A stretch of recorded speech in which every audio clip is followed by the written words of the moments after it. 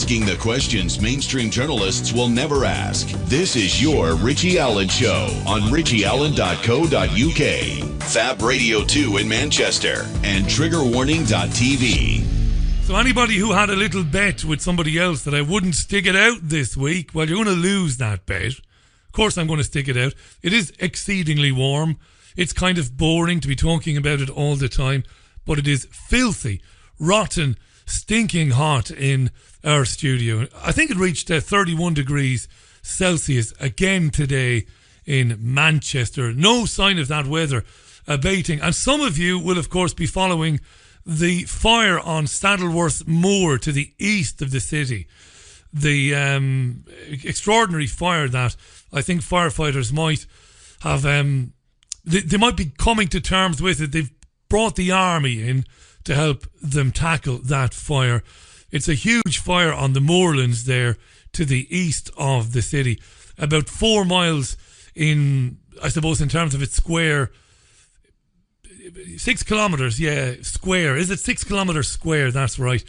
It's above Staley Bridge, and it has seen the evacuation of up to 100 homes. So a lot of people who follow this programme overseas, seeing the headlines about Manchester, wondering was I or anybody known to me anywhere near that. No, there hasn't been any loss of life, thank heavens for that, and there probably won't be.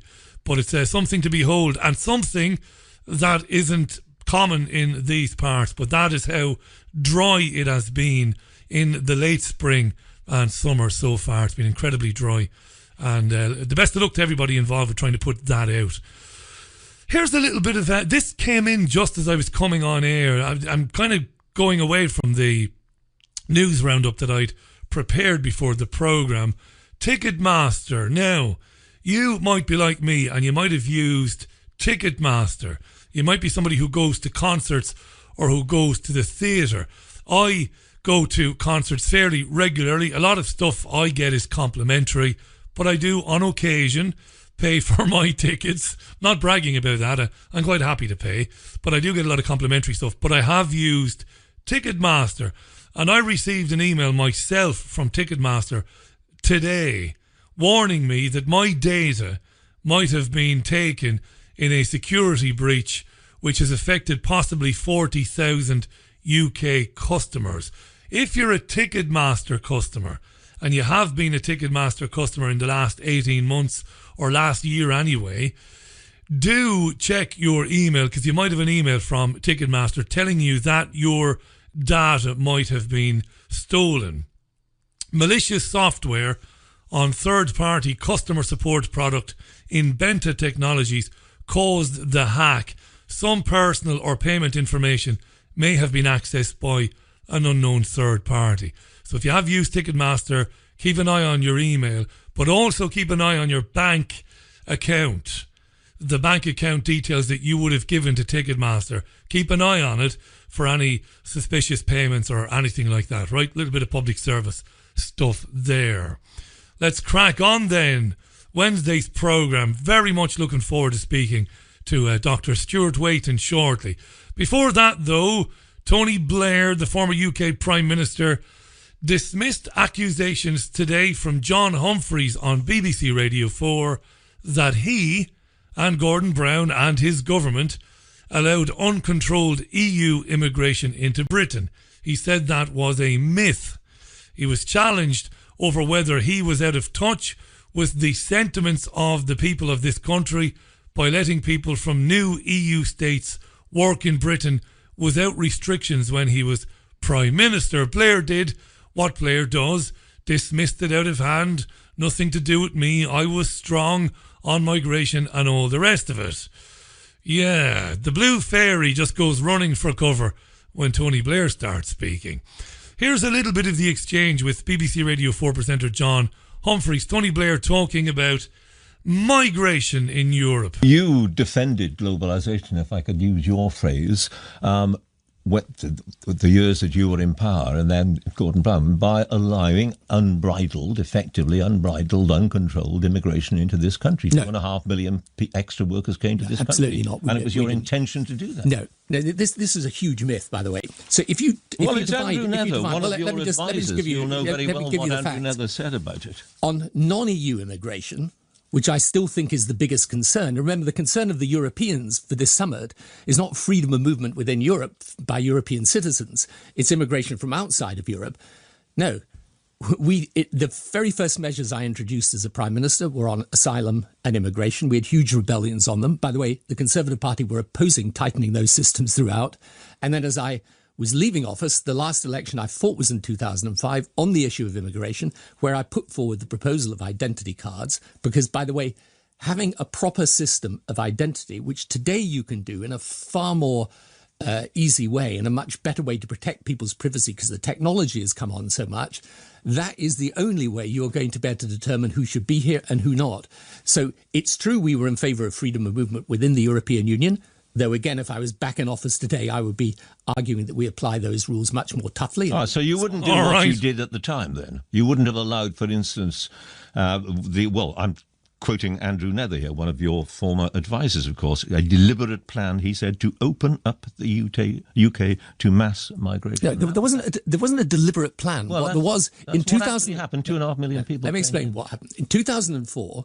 These East European countries joined the European Union. There was accession countries. Yeah. There was then freedom of movement for all of those countries within the European space. There were restrictions in every other country except this one. No. There was freedom of movement over all the European countries. What there wasn't, what you could have done, is have transitional arrangements for freedom to work. Yeah, three big lies there, unsurprisingly. One, Blair said people weren't bothered by EU migrants. That's a massive lie. People were. Because they knew they had a workforce that was undercutting them in the job market, competing and working for lower wages than them. And they also knew that influx of people would put pressure on public services, most notably the NHS. Secondly, there was a deliberate plan. Not Blair's plan, of course. Blair was the one chosen to oversee it.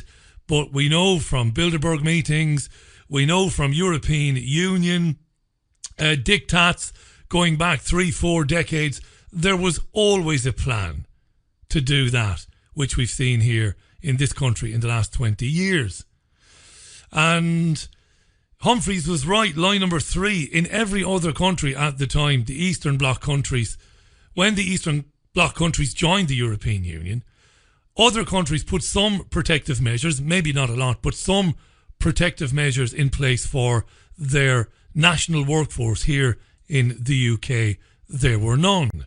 And these are the questions that I suppose commercial and national radio presenters and producers don't want to ask. The uncomfortable questions. Why did you do that? Why did you allow that? The incompetence argument is no longer any good. Can't claim that it was incompetence and we didn't realise what would happen. They knew what would happen in terms of driving down wages, unemployment, huge pressure on public services. Why? These are the questions you don't get asked by the likes of Humphreys.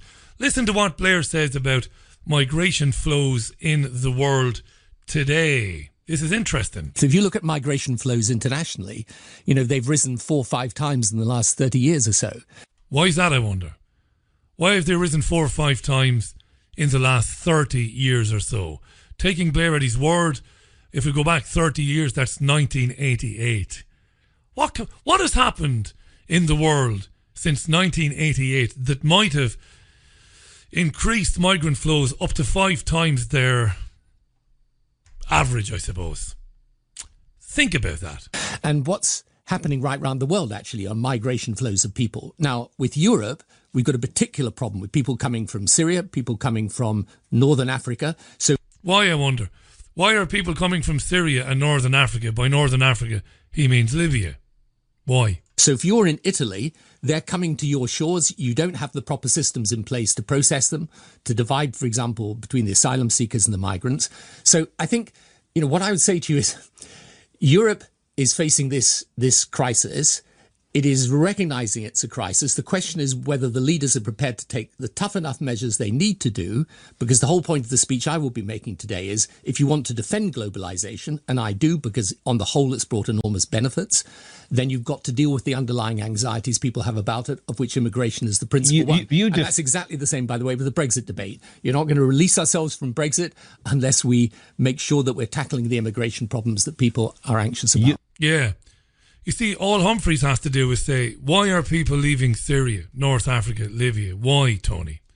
Maybe it's for the same reason 3 million people fled Iraq after 2003. Maybe, I don't know. Maybe an invasion of their country based on spurious reasons that a mad dictator was killing his own people. A military intervention that wrecked the country, killed over 1 million and made over 3 million homeless. Maybe that's the reason, Tony. Now, he mentioned ID cards earlier on, electronic ID cards. He's at that here in the next clip you're going to hear. He talks about electronic ID cards. What he means is he means microchips. And he's also asked by Humphreys what he would do about the boats that are at sea at the moment with migrants. What would he do about that? Tony Blair. Let's take a specific example. The number of people at sea in the Mediterranean as we speak. There are 3 boatloads, migrants, boats, rescue boats full of migrants. They've nowhere to go. What do you do with them? So the problem that the Europeans have in the south, which is why I'm actually sympathetic to what they're saying, is that they simply don't have the capability of processing these people properly. So one of the things... They don't want them. Well, Italy simply does not want them. It's not just a question of not wanting them. It's also... It's not just a question of not wanting them, said Blair. And what that means is, and I'm not putting words in Blair's mouth here, it doesn't matter if you don't want them or not. You don't get a say over it. After all, Italy, you're not exactly a sovereign nation now, are you? You'll do what you're told, regardless of the recent change in government there and the supposed coalition that is anti-European Union, anti-Euro currency. You'll do what you're told. It's not a case of whether you want to take them or not, says Blair. This is great stuff, isn't it? It's also a question of not being able to process them so that you know who is, for example, an asylum seeker and who's an economic migrant. And so if you look at the 10-point proposal put forward by the new Italian Prime Minister, by the way, which I think will probably gain a certain amount of support even amongst the northern states, what they're looking at are ways of making sure that the burden of how you police Europe's borders is shared much better, that it becomes much more effective. I think in time, European countries, I think they're already beginning to do this, and by the way, we should do this here, will move to a system of electronic identity for people so that you know who should be here and who should not. So it's not, look, this is a huge problem for Europe, and it's undoubtedly driving the populist forces across Europe. Ah, the populist forces. It's incredible this, you know. I suppose when you get away with mass murder, and you get away with lying to Parliament, knowingly lying, when you get away with telling the US president that you'll be with him in Iraq no matter what the evidence, you can go on the radio and basically give the whole game away without even trying too hard to lie through your teeth. Tony Blair there today. Number of tweets on this coming in now talking about Blair's claim that globalisation is good.